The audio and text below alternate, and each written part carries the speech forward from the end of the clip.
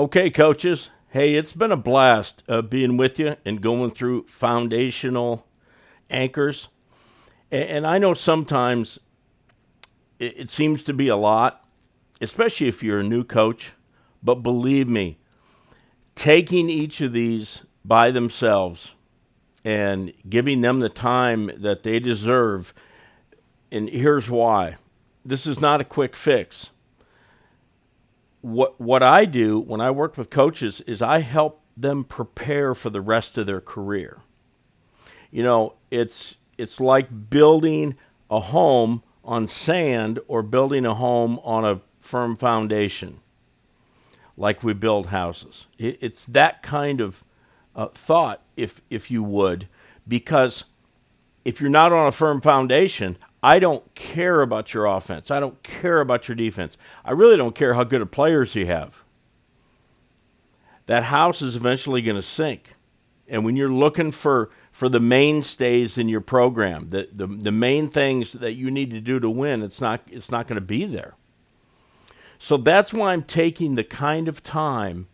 And if you're with me and you're going through what will be 10 foundational anchors, you will be putting yourself in a very good situation to get started if you're a new coach, or to tweak and be flexible and change and adjust a few things as you see me roll out the 10 anchors. Now, we're on number 8 right now. Number 8 is called the words we use. And the best way to explain this to you is a situation that I was in as a young coach of about 23 years old. And I was in a practice, and we're working defensively, and the shot goes up, and no block out. I didn't feel like there was any block out.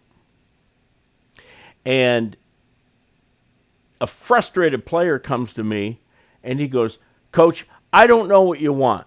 One time you say to box him out, and the other time you say to block him out. I don't know which one of those to do."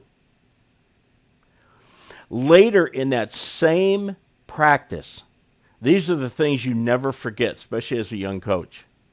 The same thing happened, except it was on offense. "Coach, do you want me to pick him, or do you want me to screen him? Because you're using two different things. I don't know which one to do." Now, in the mind of a coach, a pick and a screen is synonymous, right? It's the same thing. We just use two different words, which is our mistake. But in our mind, it doesn't matter because they're the same thing. A block out and a box out, in our minds, are the same thing. We use two different terms. And remember, the main premise of what I'm doing with this series is clear versus muddy.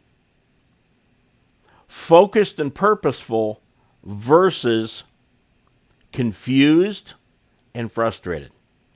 The confused player cannot execute. The player with purpose and clarity can execute consistently, no matter what. So, what a great lesson for me as a young coach. And I at that moment decided it was a block out and it was a screen. Never use box out and never use pick again. This is quite a few years ago. So what a great lesson I learned. How many different terms do you use in your program? Do you know what those terms are and what they mean?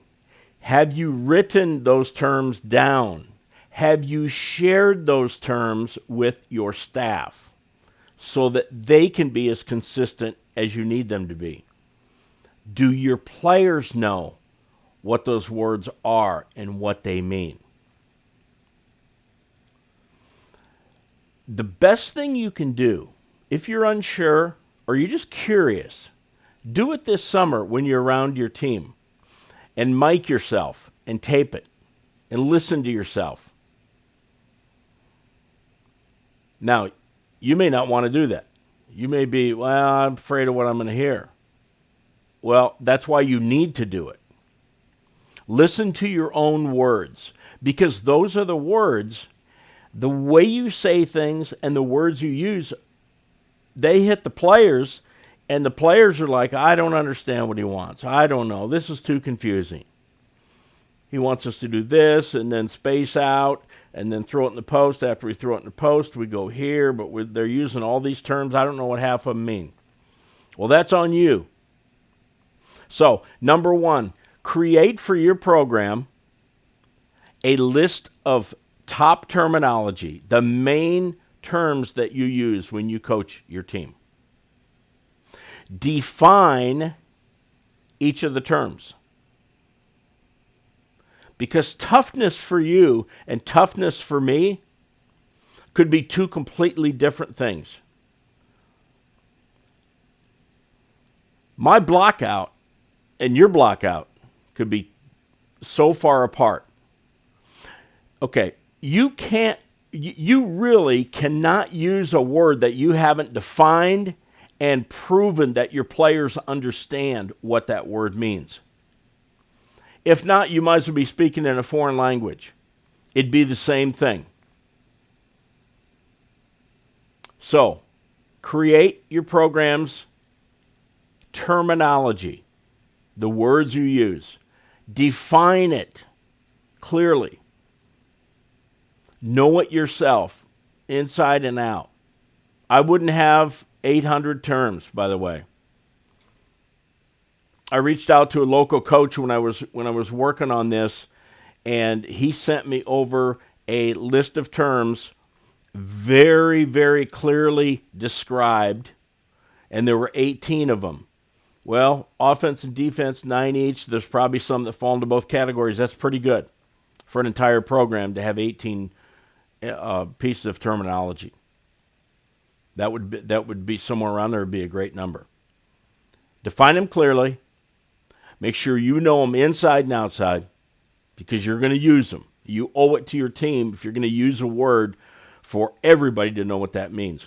Make sure your staff's on board and get with them and test them, quiz them, ask them. And when they're out on the floor, be cognizant of the words they're using also. I would tape practice where you can hear voices. I would mic everybody up and hear all the voices. And then lastly, you want to get with your team.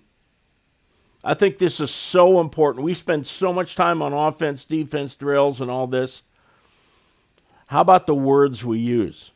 And make sure they know what the definition is, and then ask them for examples of that word and how it's used and how it might work into a game. Don't ask a yes and no question. Okay, does everybody understand what this term means? Yeah, coach. No. Say, Jimmy, what's the definition of get back? And you're going to get a look like I just had. He doesn't know. So if you're screaming at a kid or your team and you're frustrated with them because they're not getting back, they don't know what get back is. Come on. That's like saying, here's a menu in English. Go ahead and order your meal in Chinese. You can't do it. It's ridiculous. The words we use, very, very important. If I were to meet you, and one of the first questions I'm going to ask you is, what's your top 3, which we've already covered earlier in our foundational anchors. And the next thing I'm going to ask you is, could I see your list of terminology and the definitions for each? You would be surprised, because I do this a lot. You would be surprised how many coaches don't have either. And I'm not saying this is the answer of all answers. Okay? Everything that I speak about and everything that I understand about the game comes from my mentors. And then I take it in and I fashion it such that it works for me, okay, like we all do. But it comes from the people that I respect the most, that I've spent the most time with. So, what are the words we use define them, create clarity, and make sure everybody is on the same page with the words we use. Okay? I hope that was good for you. Now, that's number 8. Number 9's coming, and then number 10. This is, I've had a ball. This has been great. Okay? Your feedback has been tremendous. Make sure you subscribe to the channel and you like the video, and we'll see you on number 9 tomorrow.